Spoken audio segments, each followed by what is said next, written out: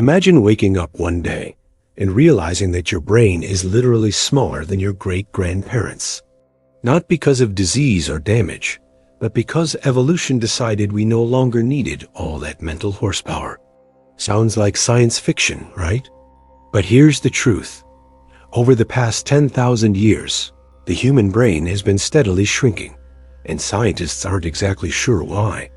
Is it a sign that we're getting dumber?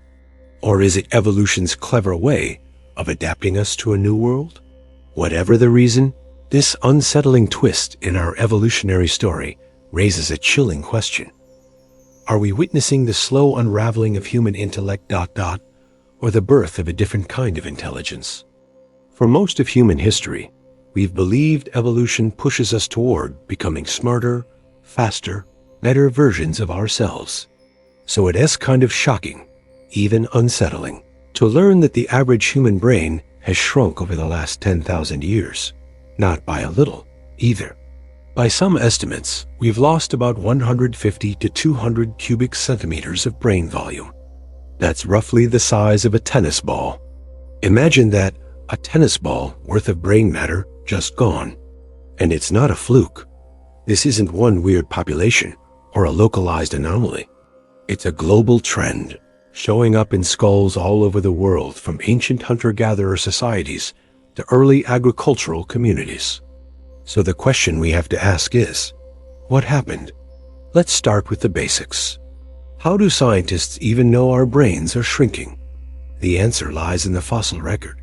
Anthropologists have spent decades analyzing ancient skulls, measuring their size, shape, and brain capacity, and comparing those findings to modern human skulls. The data is surprisingly consistent. Cro-Magnon humans, who lived around 30,000 years ago, had brains averaging 1,500 to 1,600 cubic centimeters. It's not like we stopped being smart, but something clearly changed.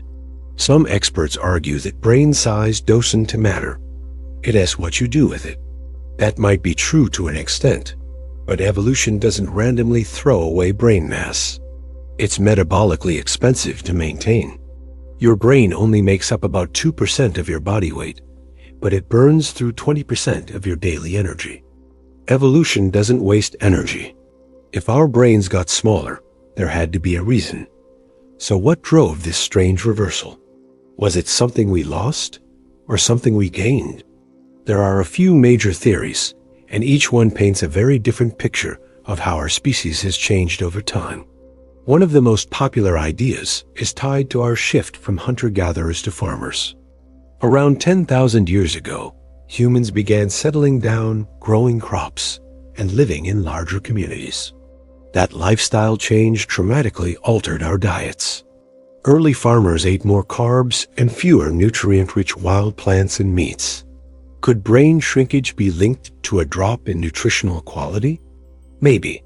Malnutrition in early childhood is known to affect brain development even today. But even if that explains part of the trend, it doesn't cover the full picture. Brain shrinkage happened across various populations, some who farmed, some who didn't. Another theory suggests that living in groups made us mentally lazier. In small, isolated hunter-gatherer bands, everyone needed to remember how to hunt, gather, build, defend, and survive. But in larger, more complex societies, tasks became specialized. You didn't need to remember everything anymore, just your part of the puzzle. Over time, that could have led to what some researchers call social outsourcing, relying more on the group's shared knowledge than your own individual memory or problem-solving skills. In other words, maybe our ancestors didn't need all that extra brain power anymore because they weren't using it. But not everyone buys that argument. Some scientists believe the brain actually became more efficient as it shrank, trimming away excess wiring like a computer clearing out old junk files. In this view, smaller doesn't mean weaker. It means leaner, faster, and more optimized. After all, some of the most intelligent animals on Earth, like ravens and octopuses, don't have massive brains, but they use what they do have in incredibly clever ways. Could humans be evolving toward a more compact, efficient brain? Or are we just fooling ourselves into thinking we're still on the rise? Whatever the reason, the evidence is clear. Human brains have been shrinking, and it's not a fluke. It's part of our evolutionary story, a twist no one saw coming. But what does it mean for our future? Are we adapting, devolving, or transforming into something entirely new? So if our brains are getting smaller, but we're still building rockets, writing novels, and coding artificial intelligence, then maybe it's not about raw size at all. That's the core idea behind the efficiency theory, and it's surprisingly compelling. See, the human brain isn't just a static lump of gray matter. It's a constantly evolving network. And over time, evolution doesn't just make things bigger, it makes them better. Think of it like streamlining a factory. Early brains may have been clunky but powerful. Modern brains? Sleeker, more specialized, less energy hungry. In fact, studies of brain structure, not just size, show that certain regions have actually become denser in modern humans. We're talking about improved neural connectivity, especially in areas linked to social intelligence, language, and emotion regulation. That might sound less dramatic than a massive genius brain, but in a world where we collaborate more than ever, those social tools are crucial. It's the reason we can organize massive teams, navigate online communities, and process the emotional tone of 100 TikToks in an hour. Our intelligence isn't just technical anymore. It's social, it's fast, and it's adaptive. This shift might also explain why IQ scores have generally increased over the past century, a phenomenon known as the Flynn effect. While it doesn't prove that people are becoming smarter in a deep sense, it does suggest we're getting better at abstract thinking, pattern recognition, and problem solving, at least the kind of problems modern life throws at us. That could mean our brains are simply optimizing for today's world, not the one our ancestors faced 30,000 years ago. Which raises a weird but fascinating question. What exactly is intelligence anymore? Because here's the thing, we're not solving the same problems our ancestors did. They had to track animals, build tools, and survive in dangerous environments. We, on the other hand, deal with overflowing inboxes, social media algorithms, and GPS systems that make sure we never get lost. Modern challenges are often symbolic, digital, or emotional, not physical. So maybe our brains are evolving not to be bigger, but different. Rewired to process language faster, to interpret tone and context in milliseconds, or to multitask in a chaotic, hyper-stimulated world. And it's not just humans. We see similar evolutionary patterns in domesticated animals. Take dogs, for example. Compared to their wild ancestors, wolves, modern dogs have smaller brains, particularly in regions associated with aggression and self-reliance. But they're also better at reading human cues, understanding commands, and cooperating with us. That's not a coincidence. It's the result of domestication, a process that prioritizes social harmony over raw survival skills. Now, here's where it gets weird. Some scientists believe humans may have self-domesticated. That's right. By selecting traits like cooperation, emotional sensitivity, and group cohesion over time, we may have reshaped ourselves, brains included. Self-domestication theory could help explain why modern humans look less robust, less aggressive, and yes, even less brainy, at least by volume, than our ancestors. We became more social, more cooperative, and more interdependent. We stopped needing giant muscles and giant brains to survive. Instead, we leaned into our strengths as communicators, collaborators, and empathizers. But in doing so, did we lose something too? Because there's always a trade-off. As we adapted for a more social, cooperative lifestyle, did we also sacrifice our capacity for deep, solitary thinking? Did we become more emotionally attuned but less intellectually rigorous? More connected but less independently curious? And in the process, is evolution gently nudging us away from the sharp, fiercely independent minds of the past and toward something softer, more collective? That's the part that makes people uneasy. It's not just that our brains are shrinking. It's what that shrinkage might mean for how we think, feel, and interact with the world. The brain we carry in our heads today isn't just a little smaller. It might be fundamentally different in how it works. Not better or worse, just recalibrated. For better survival, for emotional balance, for teamwork, but maybe also for conformity. If we really are evolving towards smaller, more specialized brains, then what does that mean for the future of human intelligence? That question has some scientists and futurists both intrigued and concerned.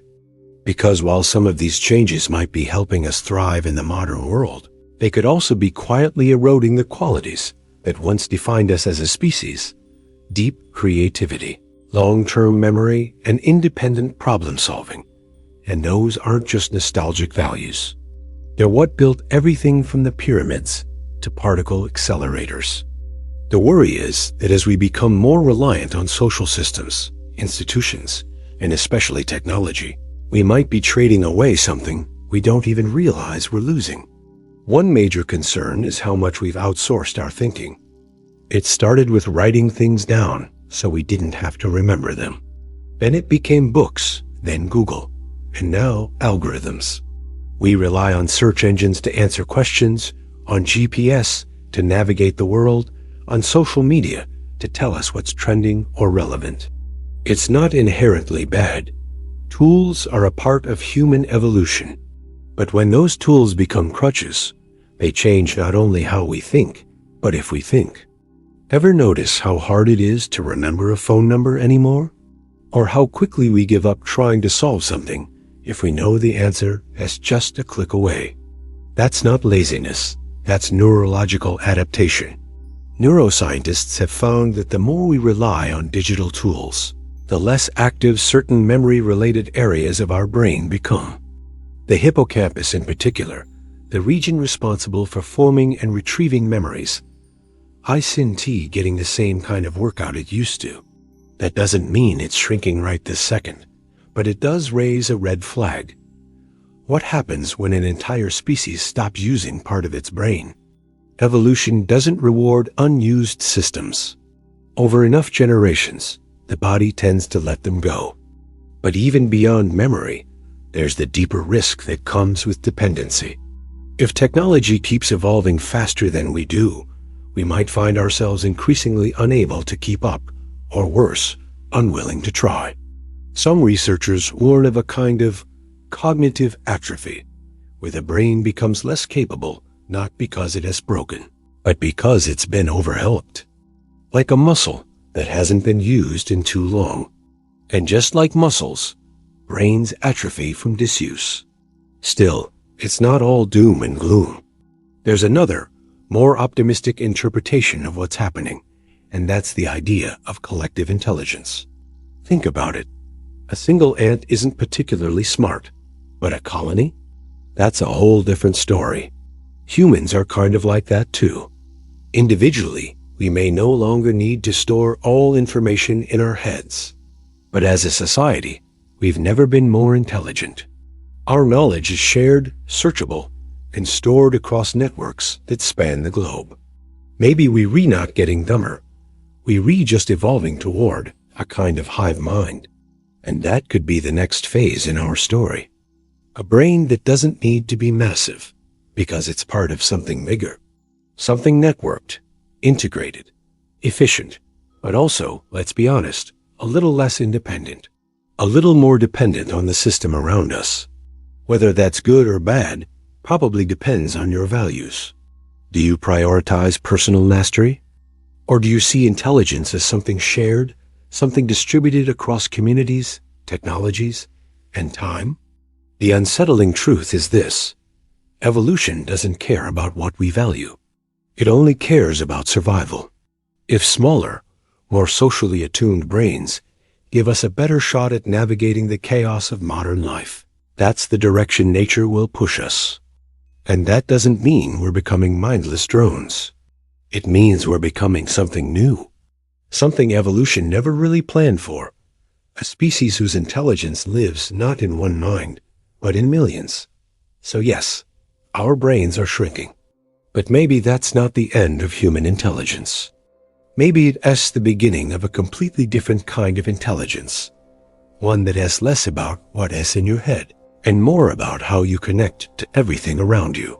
So, if our brains are shrinking, does that automatically mean we're getting less intelligent? Not necessarily. In fact, some scientists argue that brain size has never been the full story. Intelligence is tricky to define and even harder to measure. But one thing is clear. Being smart isn't just about having a big brain. It's about how effectively that brain solves problems, processes information, adapts to new situations, and cooperates with others. And in that sense, smaller might actually be smarter. Strange as it sounds, evolution may have been doing some quiet housekeeping, trimming what we don't need, optimizing what we do, and reshaping us for a world that no longer requires brute cognitive force, but rather mental agility. Take a moment to think about your daily life. Most of us don't need to memorize long lists of facts, do complex math in our heads, or build shelter from scratch. Instead, we need to interpret emails, juggle deadlines, scroll through endless notifications, and adapt to rapidly changing technology. That requires a different kind of brain, one that's nimble, emotionally intelligent, and great in multitasking under pressure.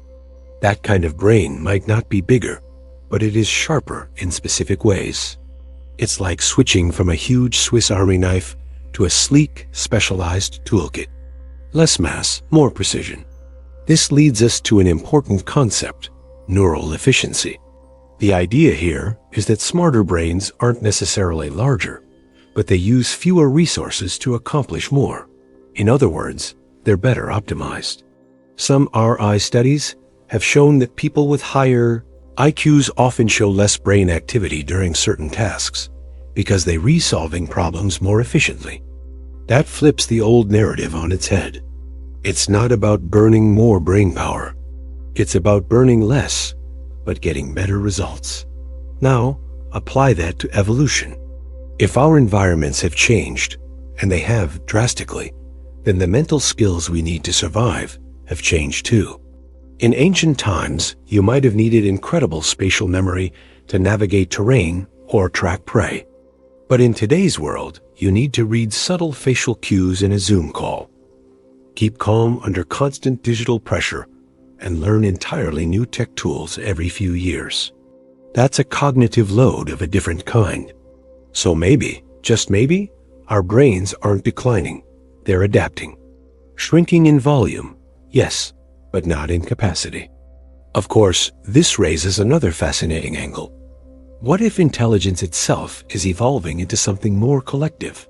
Something less about the lone genius and more about group dynamics, shared knowledge, and collective problem solving? The rise of cloud computing, crowdsourced ideas, and open source innovation suggests we're moving in that direction. A world where the smartest entity isn't a person, but a network. And that changes everything about what we think intelligence even is. But there's a catch. If our brains are streamlining for speed and cooperation, does that come at the cost of depth? Are we becoming really good at shallow processing, quick responses, instant decisions, but weaker when it comes to deep reflection, focused thinking, and long attention spans? Some psychologists worry about this exact trade-off, that we're evolving to handle noise, but losing our grip on silence, that we're becoming socially savvy, but philosophically shallow, and that, in chasing efficiency, we might be abandoning introspection. So once again, we find ourselves staring down the same unsettling question.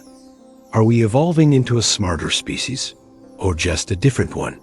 One that thinks faster, communicates better, and blends seamlessly with tech, but doesn't always think deeper.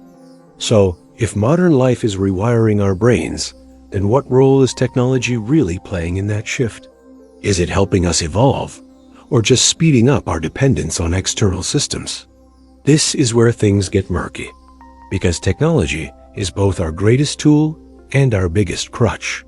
On one hand, it's expanded our collective intelligence to unbelievable levels. We can access the sum total of human knowledge in seconds. We can collaborate across continents, create virtual realities, even simulate the workings of the human brain itself. On the surface, that sounds like an evolutionary jackpot. But dig a little deeper, and you start to wonder, what happens when we stop needing to remember, reason, or even reflect for ourselves? Take something as simple as memory. With smartphones and digital calendars, we don't need to remember dates, appointments, or even phone numbers anymore. We've offloaded those functions to machines.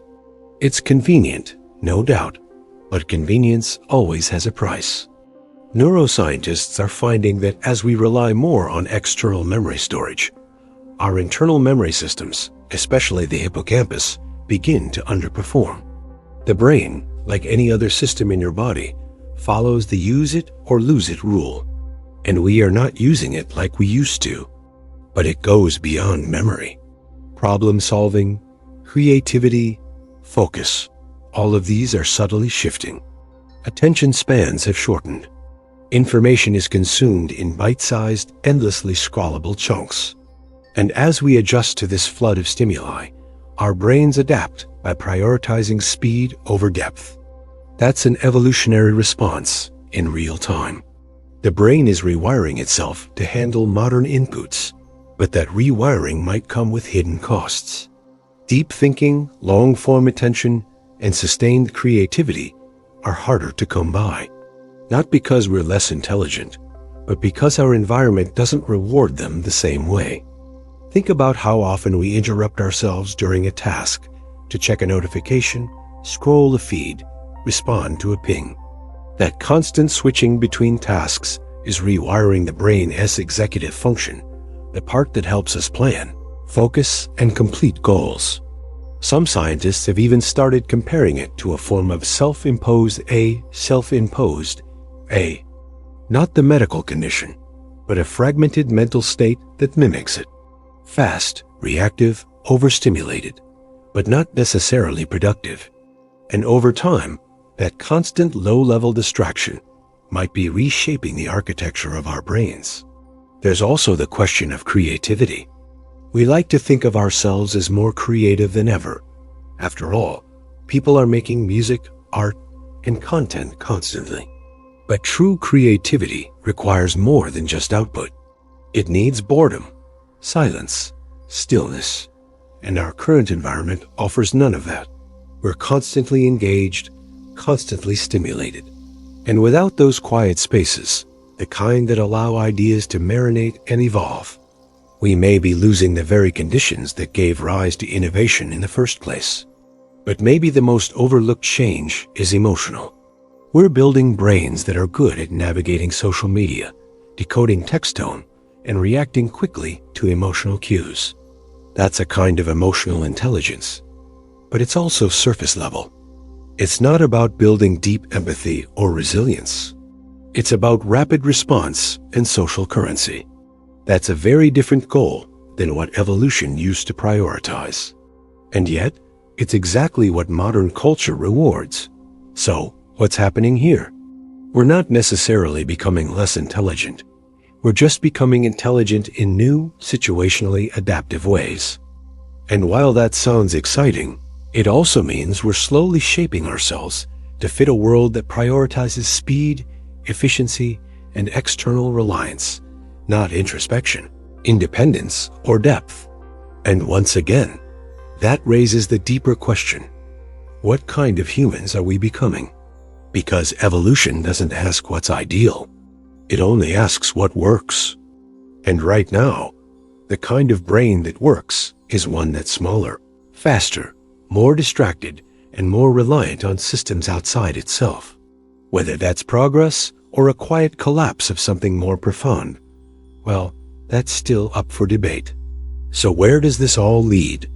If our brains are shrinking, streamlining, and adapting to a faster, more digital world, what's the destination? That's the truly unsettling part. Because while we're not turning into mindless drones, we are heading toward a kind of cognitive convergence. A future where individuality, curiosity, and depth might quietly give way to convenience, conformity, and collective processing. And if that sounds dramatic, just look around. The average person consumes more content in a day than a 17th century scholar did in a lifetime. But how much of it really sticks? We're evolving to process fast, react fast, and forget fast. That's the loop we're living in. And while it might help us survive in the short term, it may also be eroding the long-form cognition that once defined human greatness. The kind of slow, difficult thinking that gave us philosophy, science, and civilization itself. So even as our tools grow smarter, more predictive, and increasingly integrated with our lives, are we, in a strange twist, giving up the very thing that made us human in the first place? And here is another layer to consider. What happens when artificial intelligence gets involved in that evolutionary equation? We're already seeing AI handle tasks that once required significant human brain power. Diagnosing diseases, composing music, writing essays. As those systems improve, will we still need the same cognitive load? Or will we, like earlier stages of evolution, begin to offload those functions to something outside ourselves? This time permanently? It's a chilling but real possibility. That the next stage in human evolution isn't about bigger brains or better memory. It is about integration. The merging of human cognition with external systems. Whether that's digital memory banks, neural implants, or AI co-pilots, the message is the same. The future brain might not be just biological. And when that happens, when our thinking is no longer confined to our own skulls, what even is a brain anymore? That's not science fiction. That's the trajectory we're already on. And it begs one final, haunting question. Are we shrinking our brains because we're becoming obsolete? Or are we making room, mentally, physically, and evolutionarily, for something else entirely? Because here's the paradox at the heart of all this. We are the most intelligent species on Earth. Our brains built cities, sent probes into space, decoded the genome, and created machines that can now outthink us in narrow domains. And yet, that same intelligence might be engineering its own replacement. Not because we're failing, but because we've succeeded, maybe too well. So yes, our brains are shrinking. But maybe that is not the end of intelligence. It is a fork in the road. One path leads deeper into the human mind. More self-awareness, more reflection, more inner evolution. The other, toward a fusion with technology, where our intelligence becomes something distributed, networked, maybe even post-human. Either way, one thing's for sure.